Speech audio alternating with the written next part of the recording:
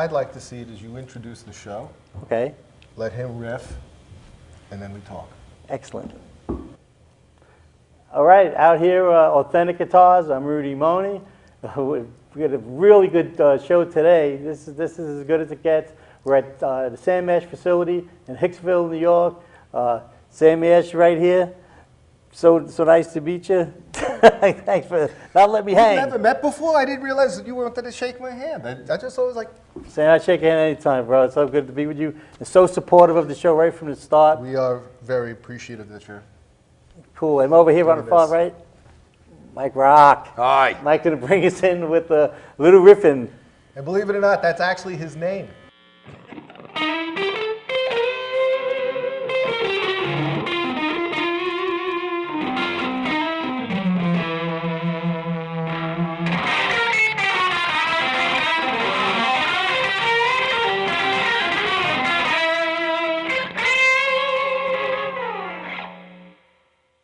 Hi. All right, nice job, Mike. Don't make enough faces. You know, you gotta play that. I got to keep me going, or you got to give me a beer or something. Well, none in the building. Anyway, hi, I'm Sammy Ash, COO Sam Ash Music. This is Mike Rock, head buyer of used and vintage guitars for the whole company. Surrounding us is a whole lot of stuff. Behind us is a collection of Music Man basses that we just acquired, and we just finally got them into the computer system. In front of us is a various and sundry group of instruments, from collectible to vintage to cheap to forgery to a little of this and a little of that. Some are owned by me, some are owned by Mike, some are owned by the company. We're not going to tell you which. You'll have to go to used.samashmusic.com to see if they're on there. Anyway, we really appreciate this. Authentic Guitars is a great, great site, and we are very proud to be part of it.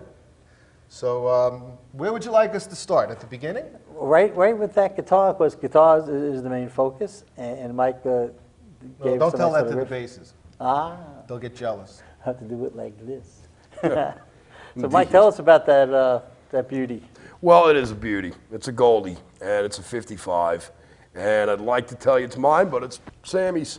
It's letting me gave it borrow away. it for a few minutes here. It's a nice lightweight example of a 1955 Les Paul. It's got a stop tail with two pneumatic combination, which is where they were headed, towards the most famous Sunburst Les Pauls that had the humbuckers.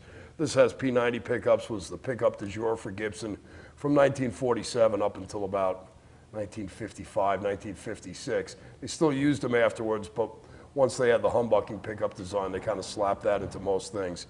And although it's not a humbucking equipped Les Paul, which is a holy grail, it's about the next best thing. Arguably to some people, maybe even better. The P90 is one of the most angry pickups known to the planet. It's just a snotty, constantly pissed off pickup. Doesn't work so great on a hollow body, but on a solid body like this, it's just got attitude and teeth. But when you play it, you realize why they're not called humbuckers. They make a lot of noise. There you go. There it is. Sounds like a forest fire. Show them the other side of the guitar. See, this guitar is 100% original, pots, pickups, everything except the knobs. The machines are real, but the knobs are not. Gibson used the plastic back in the day, and it's actually kind of common in these years, and they would just fall apart and shrink to the point where if I wanted to tune the guitar, I would have to get a plier. So what we did is we took off all the crust off of it. We got a new set of buttons, and we had one of our great techs, Larry Fitzgerald, melt them onto there, and now it's back to the way it should be.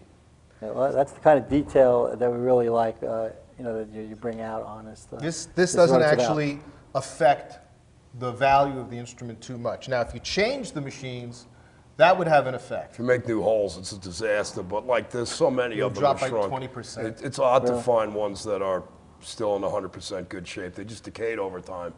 I don't think that the makers of this guitar thought that anybody was going to be sitting here in 2012 talking about its features. They probably figured it'd be retired or whatever, but you know, the 50s Gibson guitars and Fender guitars as solid body electrics were coming into play were, you know, are now some of the most desired guitars available. So Plus it shows who would've known? the investment value. A guitar like this probably sold maybe at Sam Ash Music at a discount for about 220 bucks. Which was a lot of cake for 50s money, Right. but They went up to about $35,000. Then the world fell into the toilet, and a lot of guitars got devalued. But I know I could put this up for 25 grand, and I'd get it sold in about 2 minutes.